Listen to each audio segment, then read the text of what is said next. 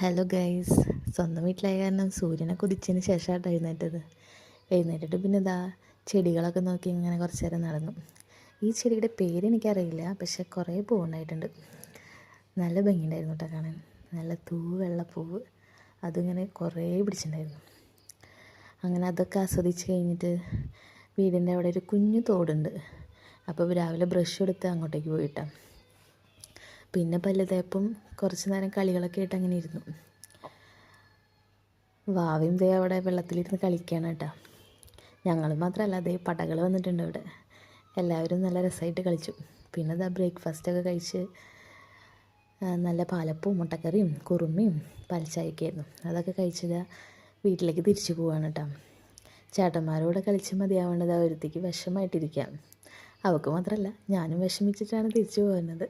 നമ്മൾ പെണ്ണുങ്ങൾക്ക് അങ്ങനെയാണല്ലോ. വീട്ടിൽ പോണ നേരത്ത് ഭയങ്കര സന്തോഷവും തിരിച്ചു പോരുമ്പോൾ ചെറിയൊരു വിഷമമൊക്കെ ആവുമല്ലോ. അങ്ങനെ അതാ വീട്ടിലെത്തി.